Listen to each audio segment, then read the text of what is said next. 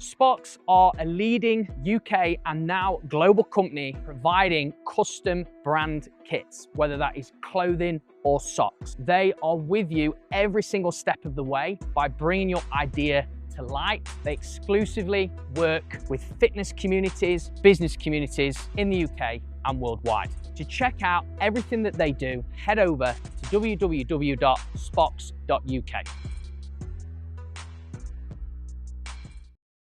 The not funny part, I would say, but like the strange part is you're in like massive pain off stage, but then the music starts and then you step on stage and you do what you need to do and you feel nothing. Hey everyone, and welcome back to Master Your Life Beyond the Boardroom. I am your podcast host, Luke Beastall, and I have an international, European guest, Laetitia. She is from Alicante, Spain, and I'm so excited to have her in the studio with us today. I mean, we've already had a conversation before this episode and actually about a couple of months ago. And what is really, really cool about this story, which we're going to delve deep into today, is that she is an artist. She is a model. And I think you're going to be taken a little bit by surprise when she actually kicked off her modeling career. She's a yoga teacher. She's a fitness coach. You could say she juggles a lot of different roles. She's got a lot of experience. She travels around the world doing modeling tours. She's also an author of a book as well, which will make sure that you know about that. And honestly, she's now stepping into entrepreneurship and actually mentoring and coaching others that are wanting to lean into the modeling industry. So there's a lot to unpack, but without me extending this any further, Laetitia, I just really want to give you a warm welcome to our show. Thank you very much for having me and for the introduction. No worries at all. Well, do you know what is interesting? Because when your sort of email came out to us to sort of want to share your story on this platform, I was so interested. But actually, I was in Spain as well. I was in Marbella at the time. But you know, if there's anybody sort of eager to sort of know more about just, we're going to like unravel this story anyway. But where did it start for you when you actually started running your own business? When was that? Well, I started freelancing as an acrobat. Actually, I was an aerial artist and ground acrobat. So after my ballet career, I started freelancing because like the whole part of being a ballet company, all that really didn't fit to my lifestyle and to my artistic way of sharing my art. And I felt like I needed to be freelancing to be able to choreograph what I wanted, to choose the music, to perform the way I wanted. So this is where it started with the acrobatic performance. Oh, sweet. So I guess then have you danced and done ballet from such a young age, or was that when did that start?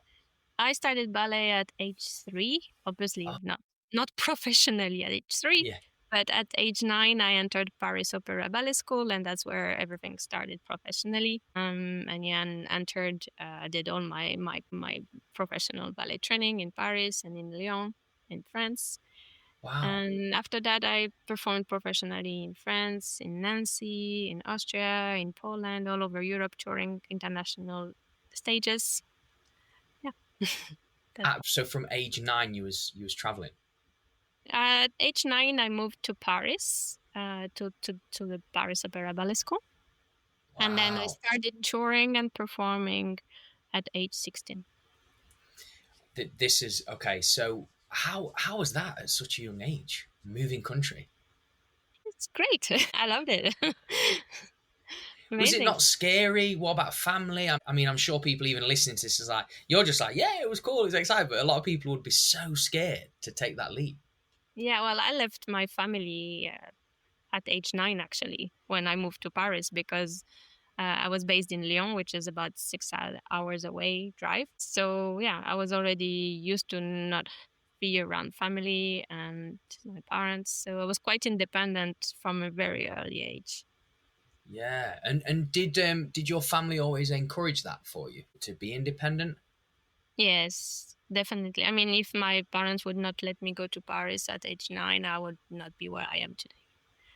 Oh, that's really good. So you've obviously got great family support. You know, just from this experience, that even such a young age, obviously stepping into professional ballet, and then obviously it led on to freelancing. What was the biggest sort of lesson for you? What did you take away from the whole ballet and professional world? From the ballet, well, you take the discipline. It Okay. stays something you just live by. So it's not something, when you think, oh, I want to do it, I don't want to do it. Well, there is no such a thing. Like it's just the discipline. You just do it every day with the motivation or without the motivation. If your goal is strong enough, that's how I was raised. So yeah, ballet is hard. It's hard school. It's not about just learning dancing. It's about teach you life.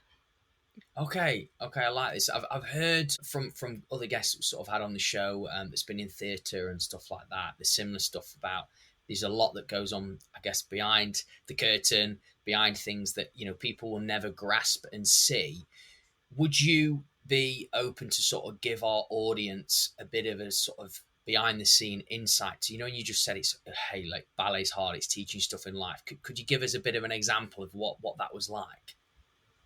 Well, the first thing about doing the sacrifice of like leaving family and just like being full on dancing every day, like, just the decision of doing that is quite big as a kid. Yeah. Yeah, like ballet is all about sacrifice. It's a lot of sacrifice. You have to do sacrifice on the body, sacrifice of friendship.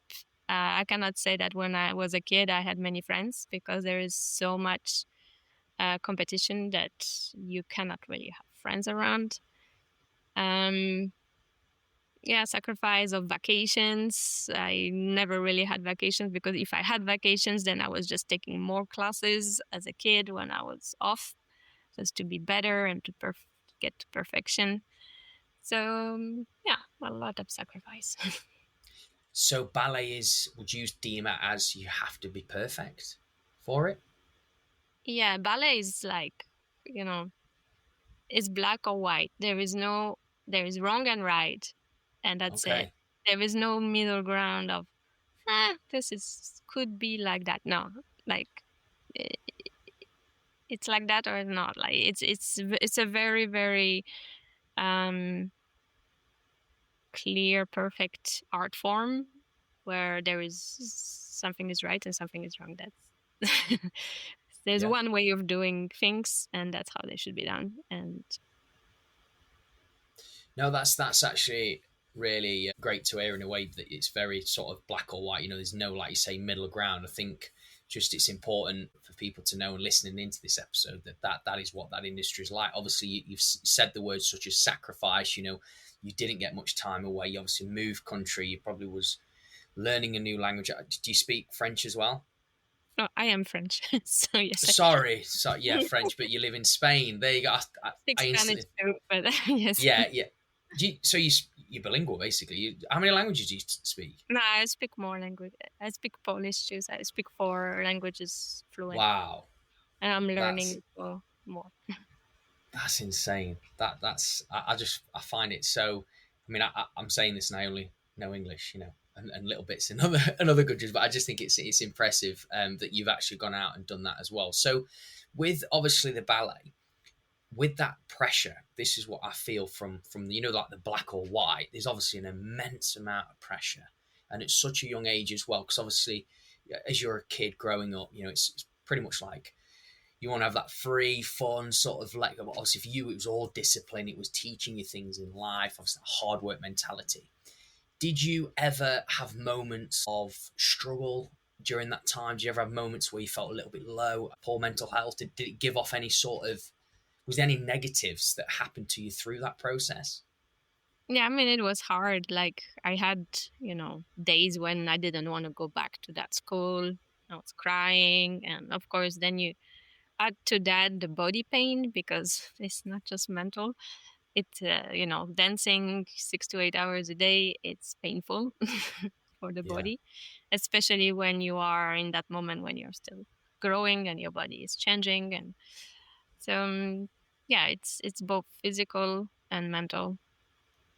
Yeah, no, I can imagine it just being so hot. But again, like you said earlier about the discipline, that's just showing up even when you don't feel like you want to show up. And I can obviously, having a look at a bit of your background, I can see how this has carried you through, you know, from what you had ingrained in you from a child to actually what it is that you're doing today. So what sort of happened then? When did ballet sort of, I don't want to say finish for you, because obviously you still integrate that into art today, but when did that sort of come to a place where you had to make a decision that you was leaving sort of the professional space behind and going into the next chapter? Yeah, I performed in a few ballet companies after the school, but I had one event when one director was acting not really, I would say, professionally, and completely disgusted me from the ballet world. Oh, wow. And that's when I decided that I would not handle that longer.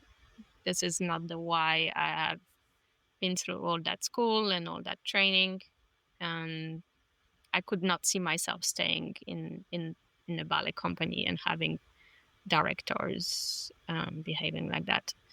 So What yeah, happened there? that's when I decided to go freelancing. Okay. So if you're open to share, what happened? What was the disgust? Yeah, yeah. So the ballet world is not as pink as it seems. I will say. Okay, so what caused you to sort of say I'm not having this anymore? What happened, if you don't mind sharing? Well, the director asked me to sleep with him, even though I Oh, had okay. in the ballet company. Oh gosh. Yeah. Yeah, that's Yeah. it's not unheard of in that sort of world. But nah, that obviously is complete disrespect. So that was, once that happened, you was like, right, I'm leaving. I'm going to sort of go into the freelancing. Have you found that from ballet, doing that discipline, has that opened up a lot of doors for you, like opportunities in what you do today? Yeah, of course, because having the a professional ballet skills is amazing for doing anything related to movement.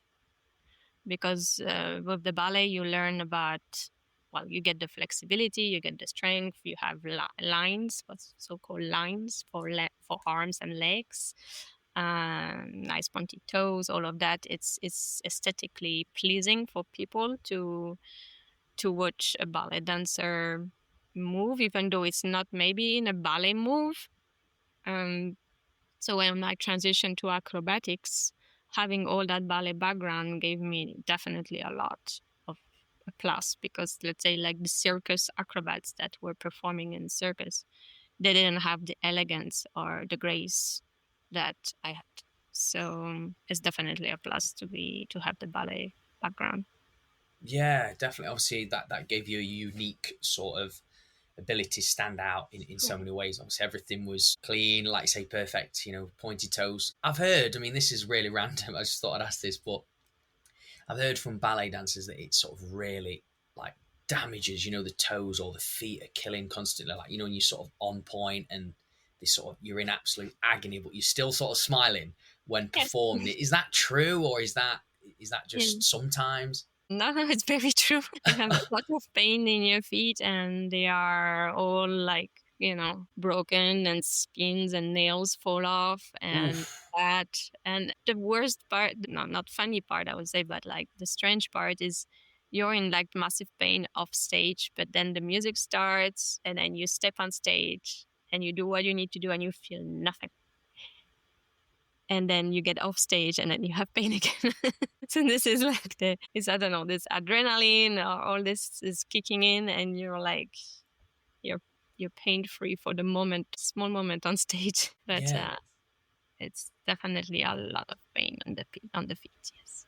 Yeah, yeah, I was just curious about that because I just always look at it and think, gosh, it must really hurt. So that was really interesting what you said there about that when that sort of music comes on, or when you're performing through, whether it's a couple of minutes or something like that, pain sort of goes away. What did you do? Like, what did you have to do mentally to prepare for that? I know obviously you're running on adrenaline, but did you have any sort of way of switching off and helping that pain go away?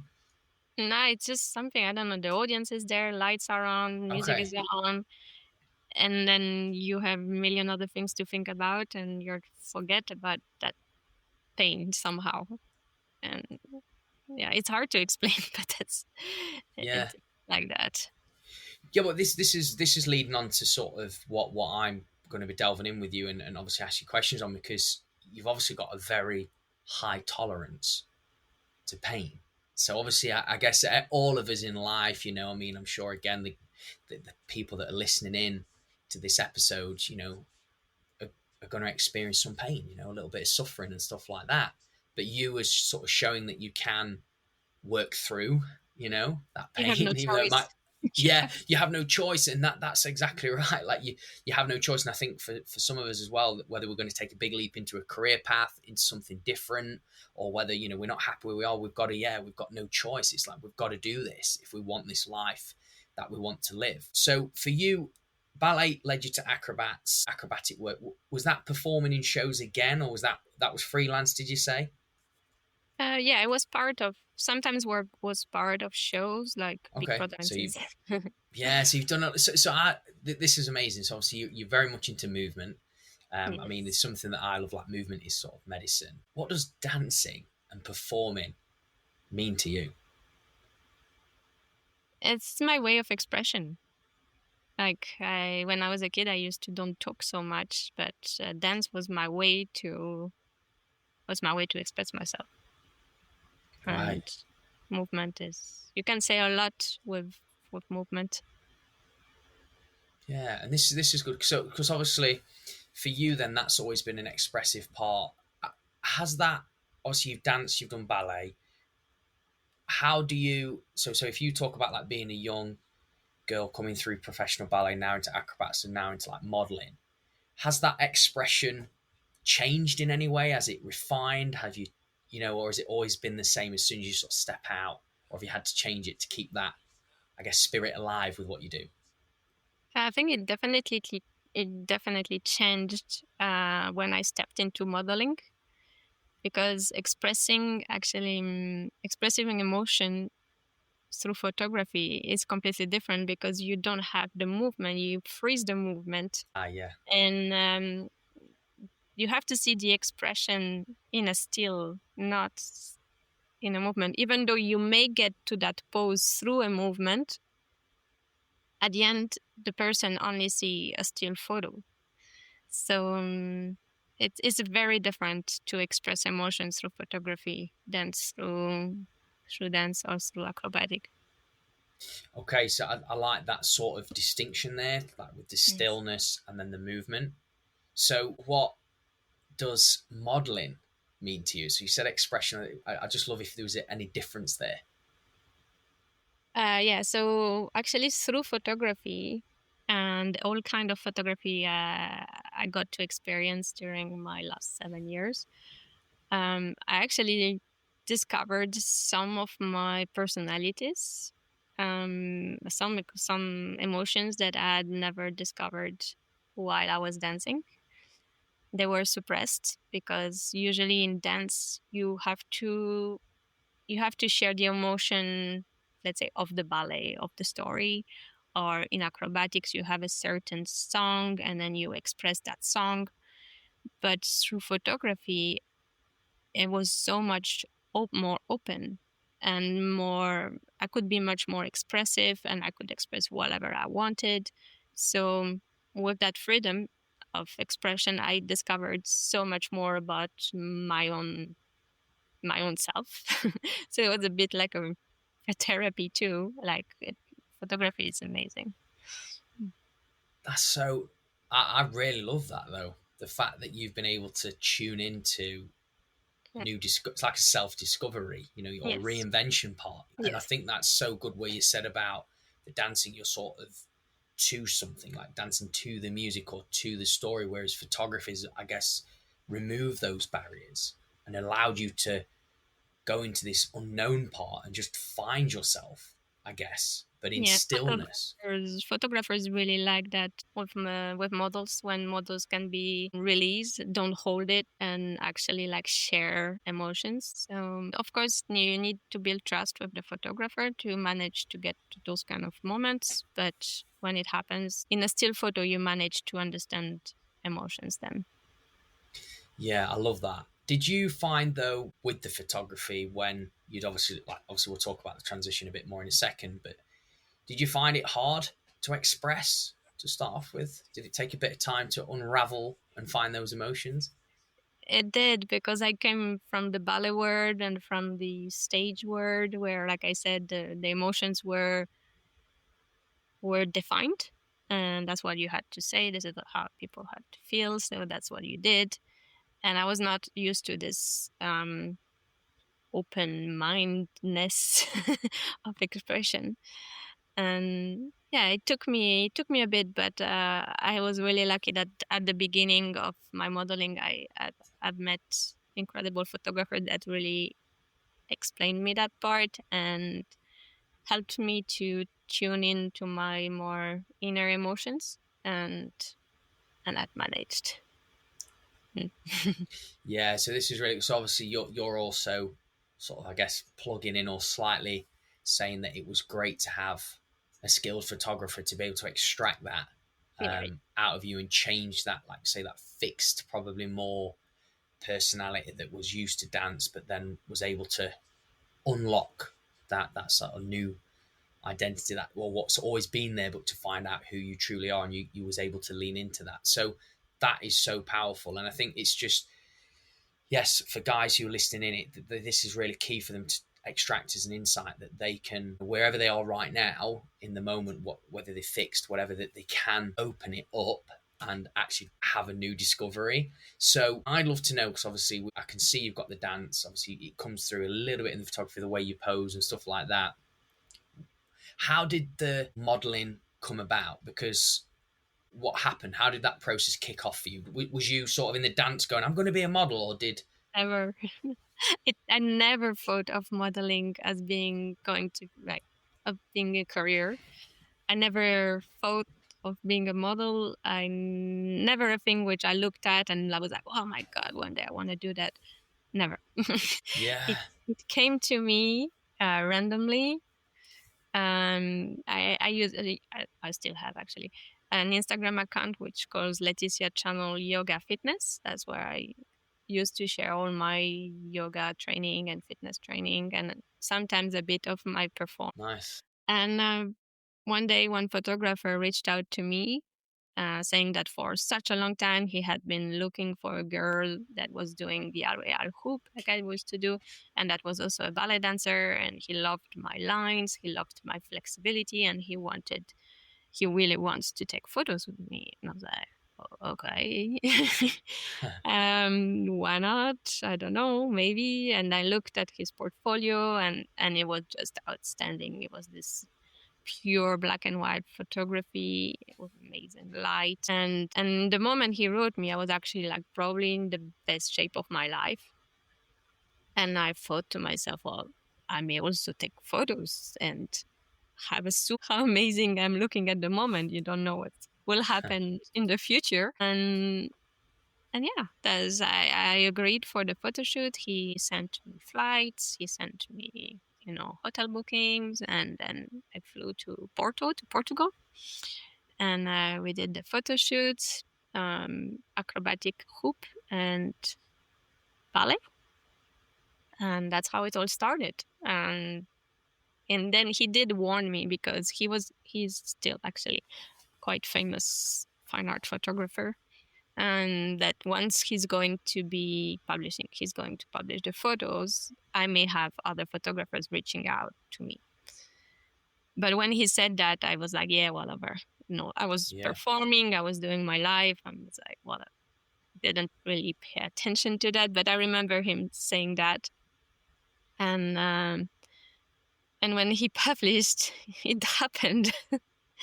I had just so many photographers writing to me that they wanted to take the same kind of photos, and they wanted me to come to them and create with them. So Yeah, at the beginning, I didn't know what to do with the photos, if to publish them. They didn't really fit in my yoga fitness content.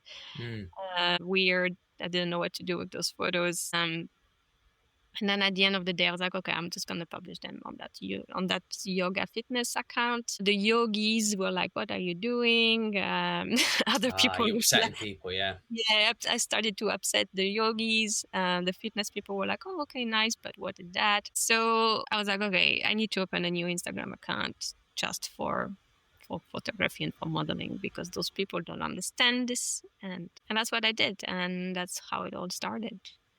So it started with an inbox. It started with somebody reaching out, but obviously this unfolded to be something really exciting. There's a few things that I think would be good context for the guys. I mean, it's amazing, by the way, how it's all happened, and obviously you just sort of went for it. But in that, because I mean, I guess it was. I mean, how long ago was this? How long ago was that first That message? message was in 2018. 2018. Okay, so your modeling career sort of started kicking off back in 2018. So just for our audience to understand when that happened for you, what was, I was going to ask this question anyway, but what was your age in 2018 when you got that DM from a professional, well-established fine art Yeah, I was photographer? 34. Yeah. See, this is actually quite mind-blowing to me, because you do, and I know we've spoken about this before, but you don't see like modeling. I'm not saying you're too old for modeling, but I'm sure a lot of people would be thinking that at 34. Oh, I'm too old to be a model. Oh, I can't do modeling. But you've shown that you can. And obviously, you look after yourself anyway. You're very into well-being. It's not like you don't do that. You're in the best shape of your life at 34, like you said as well. So when that message came in, did it seem too good to be true? Did you feel like someone was impersonating the guy as well? How did you feel? Because if it was me, I'd be thinking, is this a scam? Is this real? Yeah, I mean, I checked him out. He had a proper website. He was working with like professional agencies. I knew it was not just like we call them a guy with a camera. Yeah. It he had his own photo studio. Like he was well established in the photography world. So yeah, I trusted him in this way because I did research. That's good. That's good. It's just because obviously, I mean, it happens a lot today. Obviously, people get Yeah, you have photos to out be. there. Yeah. Yeah. I am still careful until today. I still do my research. Anytime I have a new photographer, I reach out to other models, ask them how their experience were. I do a lot of research before to agree to shoot with anybody. And I would highly, highly suggest to anybody to do the same. Yeah. Yeah. No, definitely. That is something that people need to look out for. So look, I mean, obviously you've been modeling 7 years now, and obviously you've traveled a lot of the world. Obviously you do a lot of, like I say, different types of shoots. I mean, what have you, if someone was sort of in this episode right now, and they've got maybe an aspiration to be a model, maybe they think, okay, it's not too late for me then, because I've always wanted to be a model, but I thought I was too old, sort of thing. What would you suggest to them as a good place to start, just to showcase A that good more? place to start is, first of all, open a separate account. Don't use your personal account or the current account you have to do it, because the people that follow you there are not going to support what you're going to do. So it's nice to start clean. And even though you will have 0 followers, start with 0 followers, but then your followers are going to be people supporting and liking your modeling. And number 2, build a professional portfolio. Shoot with professional photographers. They will invest in that. If you cannot do it as a collaboration, invest in it, because those professional photographers will teach you a lot about lighting, about posing, about the industry. They will connect you with the niche, like with, makeup artists, stylists. All that is so, so important, like to be industry, to start to have people speaking about you in the industry. So while you build up your portfolio, you also build up your community, and choose really, really wisely your photographers. This is where, this is like if you choose them wrong at the beginning, you're going to go the wrong way, the wrong path. Understanding like which type of photography and choosing the photographer wisely at the beginning is the most important. Yeah, that's really, really good. Obviously, investing in it, taking a good look, but even just like say separating your audiences, just to know that, I guess you could sort of start and feel like there's not too much pleasing going on because you're just on that profile and you're just posting whatever it is you want to post. Because your friends or your mom or your dad or your cousins are not going to be the people supporting that part of your life. Yeah. So what's okay then? So when you went into modeling, obviously you said you upset some of the yogis. Obviously you sort of seen. I mean, some of the fitness supported it for somebody because obviously I guess photo shoots and stuff can link with fitness. Like bodybuilding, whatever, or just magazines. What was sort of some of the negative responses that you received? Was this sort of, and how did you deal with that? Like how did you? Well, I got a bit of negative response because I started actually photography with nude photography. We didn't speak that, but it's with art nude. So that was the problem for the yogis. They did not understand the nudity. Okay. Even though in yoga you should be in touch with your body and you would think yogis would be fine with that, but not at all. They are so like prude and so like. Oh. So that was like the negative comments that was about the nudity mostly. Yeah. Did it affect you in any way, Laetitia, or did you just sort of like not at all? I was like, fine, I'm opening an account and you don't need to follow it. Not at all.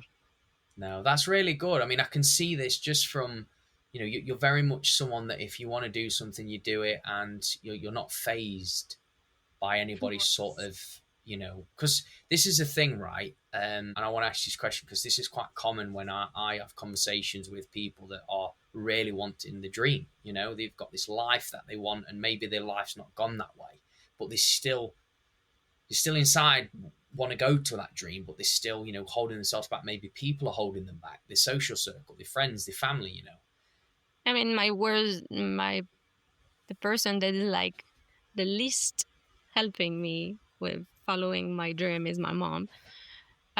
So, I just don't listen to her. She just like, she hates it.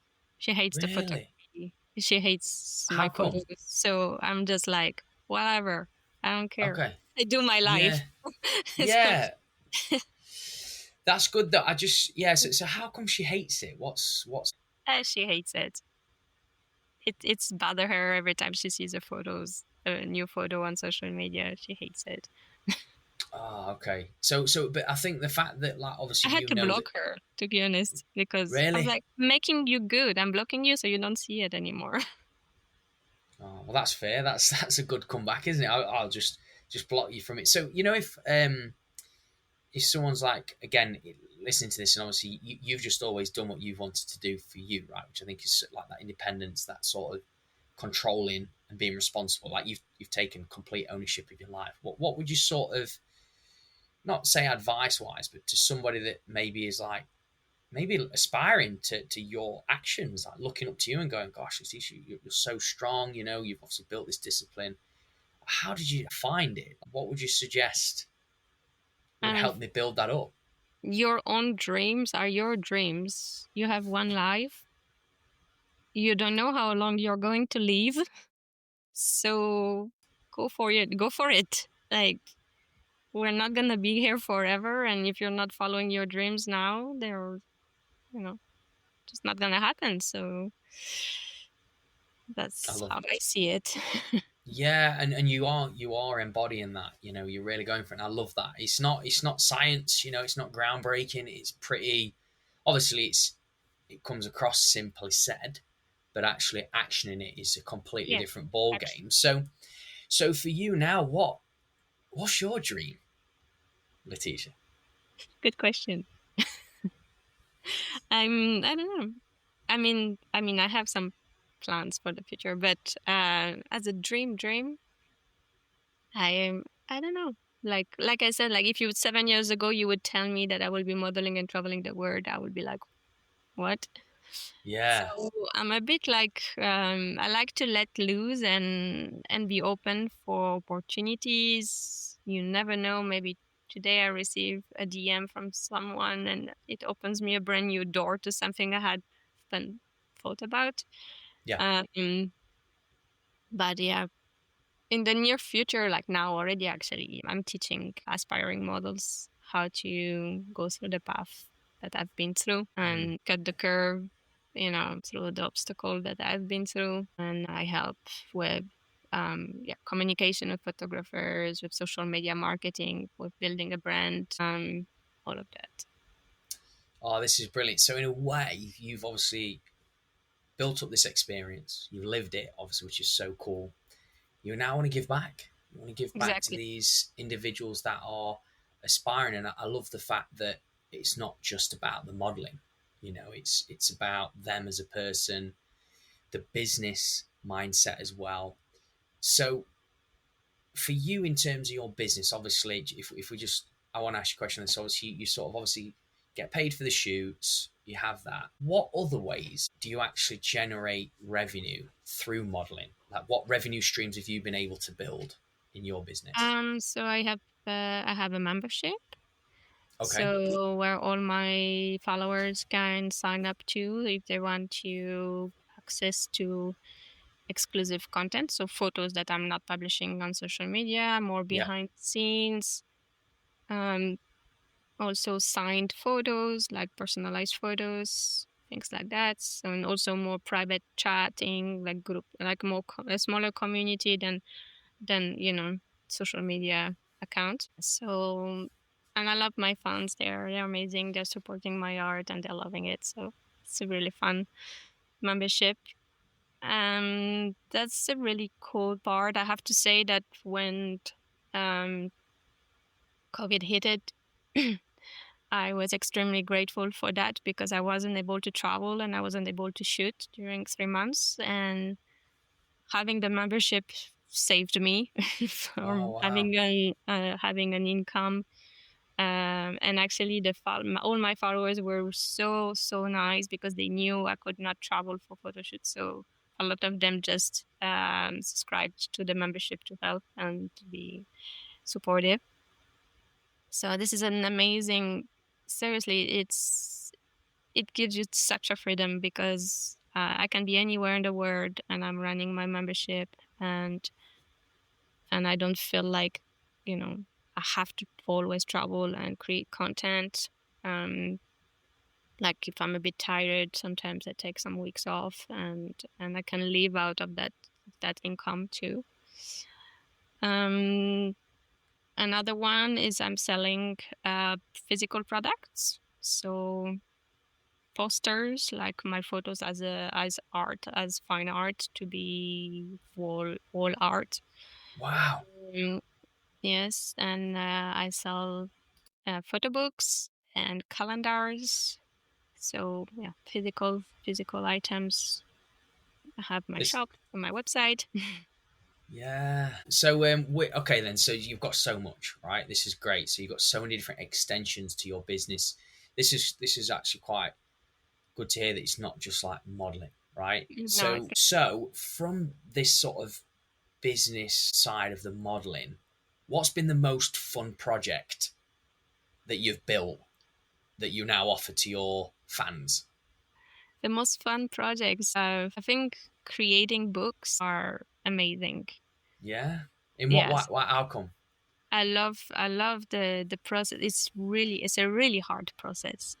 Selecting photos to choose to print for a book, creating a storyline with the photos, why this photo is after this one, the why of the book, all of this. It's really fun. It's fun, it's hard, but at the end, when you have this printed book in your hand, it's like, it feels really like a big achievement. And Yeah. and I have to say, like, my books have been shipped all over the world, and now when I travel, I find my books in photo studios, and it is a reward this way. Like I feel like I have a piece of me everywhere, a little bit in the world, and yeah, it inspire other models, other people in photo studios about how to pose, when they need inspiration while creating. And yeah, so that's, for me, it's very rewarding. I know, I can't imagine that feeling, like what you just said there, like little pieces of you sort of all over the world. That Yeah. must be so cool. And obviously putting a storyline through photos. Yeah. So if someone was to sort of pick up your book, I'm sure you got quite a few, but what's the message that you want to give to the people that have your book in their hand? Well, the first message, that's the reason why I print, is to stop the scroll and stop being on your phone. Okay. And that's the reason. So my books are not available in PDF versions. They are only printed. I like that. And it's mean if you have your book and my book in your hands, it means that you should like sit down and take a moment and be present and look at the photos one by one and just take your time. And yeah, that's the first message from the why I'm printing is for that. It's to stop looking at the screen. That's powerful. Yeah, because photography is not meant to be looked at on a screen. It's meant to be printed. That's how photography started. Like until a photo wasn't printed, it was not existing. And nowadays we only consume photography on screens, which is not the way photos are meant to be processed. Yeah, yeah, absolutely, yeah. Because obviously you do used to. I mean, I can remember when I was younger that from a camera, you'd take it to a photo shop and they'd print all the photos out. You didn't know how it looked like until you got them printed. Yeah, exactly. Yeah. It wasn't like you could just, have them on a memory stick and put them in a computer or something.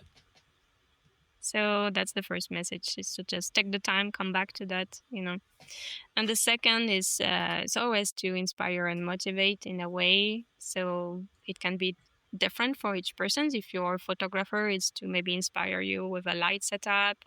If you're a model, it's to inspire with a pose. And I don't know, if you're just a person, it's just to inspire you with some emotion or something that you see that can right on your day in the moment when you look at the photos. Yeah, you're having an impact in so many ways, which is amazing. And I like the sort of mentality around it as well, that, you want people to check in, you want people to slow down, be present in the moment. With obviously this, there's so many strings to your bow, and I think it's great that you've built this business model, and obviously going into sort of the mentoring coaching space now to help aspiring artists and models, that they have that opportunity to expand as well. But if someone's sort of like listening and going, oh yeah, it all sounds great, it sounds amazing and exciting, you travel the world and all stuff like this, which we know that can show through social media, like, oh my god, look where she is, that's it. What's the hardest part of being a model? What do you think? What is it? The logistics. Okay. So what you see on social media, like the photos, the photo shoots, the travels, this is like scratching the surface of what actually goes behind all the logistics and the organization to make those photo shoots and travels happen. It's a lot. It's a lot. I think my side job is a travel agent. Serious? Yeah, because I book so many flights and hotels constantly. And yeah, this is a huge part of the logistics. The logistic is big. When you start to be in demand and you move a lot, it's the big part of the job is logistics. Yeah, so that's good to know. So obviously the traveling, I guess time zones are different. I mean, when we chatted on the email, you were sort of saying that because you were so busy, you'd be back to back, you'd be exhausted, you probably do you get much chance to like eat and have a bit of chill time, or is it when you're traveling, it's just literally all work? When you're on a photo tour, you like go, go, go, go, go. And that's pretty much like it's yeah, you're on the go. So, you have to plan for that too. So I always have, protein bars and things, snacks in my luggage. Usually breakfast at the hotel and then dinner after everything. And during the day, you snack for two reasons. One, for energy, just to keep the energy up, and two, because you don't want to be full when you are posing. It's not very nice to have a full belly. So Yeah. taking a lunch break is actually not that good. So yeah. So you practically, I mean, how long are the days when you're shooting? Yeah, and they're usually full days. Sometimes it's one continuous photo shoot of 8 hours, but sometimes it can be 2 or 3 hours with a break, depending on the cities. Do you explore much, or are you just saving your energy for the next day? Like, what do you get up to? It depends. Sometimes I stay an extra day just for myself, or sometimes a half day. Usually I go back to the same cities, so I've seen some of it. So it's not, if I don't get to see more, it's fine because I've been there already. But when it's a new place, I try to add a day just for myself. Oh, that's really good. So, Mm. out of all the places that you've been to on tour or just in general, where's been the best place? And the most unreal place I ever been is Bora Bora. Whoa, wow. I Yes, can imagine. it is. It's so unreal. It looks like computer made. Like the blue of the water is so unreal. Yeah. Was that for a shoot as well? It was after an acrobatic contract. Actually, it was for an acrobatic contract. I was in this area of the world, and I did stay a week afterward because I was like, if I am all the way there, I need to. I'm not Yeah. flying back home immediately, so I did No. stay and enjoyed a bit afterwards. Oh, fantastic. That's brilliant. So obviously you've traveled a lot of the world. Bora Bora is the place to be for you. That was like the best thing. That's so good. Yes, it was unreal. So I like that. So for you then, obviously you've now, I mean, I can see the experience coming through. You've sort of, I don't know whether this is me. I mean, I'm just surmising this. So step in, correct me if I'm wrong. It's as though like you built that discipline at a young age, which I think is so good, by the way, that grounding, that foundation. Then you got into a bit of exploration with obviously the sort of expression through dance. And then it's now as you've matured through life, you've got a solid business, because obviously I don't. Do you feel this with yourself now? Obviously, you're not old by any means, but do you ever feel like sort of you've got to look into a bit of the future and go, I wouldn't probably be able to keep up this acrobatic photography side? Do you ever look at Yeah, that, or do you? definitely. Yeah, Yeah, definitely. Like my from the professional ballet is destroying the body a lot. So I'm already, since about 2 years, I'm really cutting out a lot of the posing that I used to do. right. I'm more focusing on now on fashion and portraits and things which are a bit less acrobatic. I do still pose ballet and dance, but I'm taking it slowly easier on my body. Also, 2 years ago, I've been through a massive surgery due to ballet. So Okay, I what was that? was forced to take it easy. Uh, But I learned a lot through that process too. It was good. what I was the mean, it surgery? was painful, but it was good. Yeah, it taught me a lot. I can imagine it slowed you down. What if you don't mind me asking, what was the surgery? I had a full hip replacement. Oh wow. Mm. Okay. And then It's pretty common it is, for yeah. for professional ballet dancers, for females. Hips are taking a lot of impact. Yeah, yeah. So when you said it taught you a lot, what did it teach you? It taught me about yeah, you have one body, take care Yeah, of it, don't abuse it. because even though you can get replacement parts, it's never the same. And it pushed me to get out of my comfort zone that I had with my modeling and my posing. And like I said, I explored other areas of posing, like more like fashion and portraits, which were really, really nice, and now I really enjoy doing. So yeah, definitely slowing down on the body side. Yeah, that's good though, and it's actually quite refreshing to hear that you are, and I think this is good in business, that you are looking in a way to slow down the intensity of the body stuff, and then obviously shift and pivot a little bit with the business, and actually give back, and actually that you can give back. You know, the fact that you're not just completely battered, you know, that you have nothing to sort of give. You know, you're still doing what you love, but just on a different level. Exactly. But it was very scary when I got the news from my surgeon that told me I will never be able to do yoga again. I will never be able to do a split again. I will never be able to do What? any kind of movement. So when you've been like moving your body for 38 years and suddenly you get a news like that, it's quite a shock. Because movement is my life. So it was a big moment. No, I mean, it must have been devastating, but Mm-hmm. you're still moving though, right? So are you still doing Yeah, stuff, or have you? Yeah, I didn't give up. No, no. I was like stretching from day 3 after my surgery. So You're like, I've got to move. I've got to move. I can't I'm sit like, still. I didn't know. I'm like, if it gets hard and solid, like I want it to get solid in a stretch way, not not in. Yeah, gosh. So you obviously you took it on board, but at the same time you was not settling for what the surgeon said. You thought there's got to be another way. Yeah. Yeah, because obviously you're fit, you're able-bodied, you've done it all your life. You know, your recovery must have been pretty good as well. Yeah, and I had a good physio that actually prepared me before the surgery. I already did all the strengthening exercise prior to the surgery.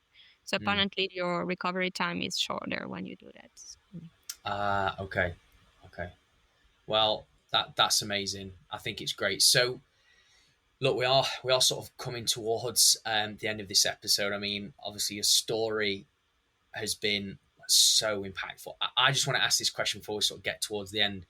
Is there anything, because this is for our audience, but this is ultimately for your audience as well. Is there anything from your story of your life that probably you've not had the opportunity to share? Is there a piece of it that you'd love to share right now? A piece I'd love to share. Maybe like a little bit unusual photo shoot that I have done. Yeah, anything. Yeah, I had this this photographer from Switzerland one day that reached out to me and said that he's been looking for like 7 years for a model to do the photo of his dream, and he thinks that I am the model that is going to make it happen. So he lives like in Switzerland, in the south of Switzerland, where there are a lot of rivers and waterfalls, mountains, and he wanted me to be hanging on silks right in front of that waterfall in a full split. So it was it was like almost a 2-hour walk to the waterfall. It was, he was there like 7 days before to rig the silks at the waterfall, all the photo equipment. He got me special equipment to walk through all those rivers, like big boots and special sticks and hiking gears, and I made his dream come true. He got his silks split photo in front of the waterfall, and yeah. So for moment like this, when your photographer after writes and say, "Well, you made my dream come true," yeah, it's quite like rewarding. Yeah, what a feeling that just bits there that you shared 2 hours to get to set that up for it to be safe for you. Yeah. You know, to have the shot, obviously to get all the camera gear there. How many people was around you? There must have been a team of you carrying all that stuff. It's just him and me actually. He just Oh. went down that mountain for 7 days to set up everything. Oh, it took And him 7 days to get it all set up. yeah, and 3 days to take it down. And Wow. Look at that. yeah, so That's sometimes some people see photos on Instagram and they don't realize how much it goes into taking a photo sometimes. No. I mean, I'll be honest, I didn't realize it was that much. That seems. And Have you most got the? Go on. most people, when they see the photo, are like, this is Photoshop, this is AI, this is blah blah blah. Oh no, You know. it's now in it. Yeah. So I know how it was shot. I've been there. I've done it for real. And yeah. Have you But got the photo? Have you got it? Yeah, I have Yeah. the photo. Yeah, I don't know whether I'm just thinking. Obviously, I know we're sort of recording this now, but if I don't know if people have to sort of purchase it, but if you have to share it, like now. well, not now. No, if you send that to us, what we can do is, I mean, this is obviously recording. Just we'll basically chop it up and we'll put this in this clip for you with the photo, so people can actually see what the photo looked like. That'd be so good. Just because that's a moment that's, you know, you've helped someone's dream come true, which I think is unreal. So thanks for that. So I've got another question for you. This is a question that I ask every single guest on this show. I'd love to know from your perspective, Laetitia, what does mastering your life mean to you? Mastering my life, it means to follow my dreams and take actions on them. Yeah. Boom. Brilliant. That's it. Follow your dreams, take action on it. It relates to that bit about people that are wanting more right now, like go after your dreams, take action. I love that. Dead simple, short, punchy. So if anyone's listening to this episode or viewing it back and they are like, I really want to connect with you, or maybe even start a conversation or just find out more about what it is that you offer, where is the go-to place for that? Go-to place to see more about my work is my website, so laetitiamodel.com. And if you'd like to just like DM me, you can go there on Instagram. I'm there all day, every day. I answer to all my DMs. So it's Laetitia_channel_model. Oh, brilliant stuff. Well, those two links, along with other links that you want us to include in the show notes, look, we'll make sure it's there, clickable, very, very easy for the guys following this episode, watching it, listening to it all, to connect with you. But final thing from me, this has been a very powerful 1 hour episode, and I just want to say thank you for joining me today. Thank you. Thank you for having me.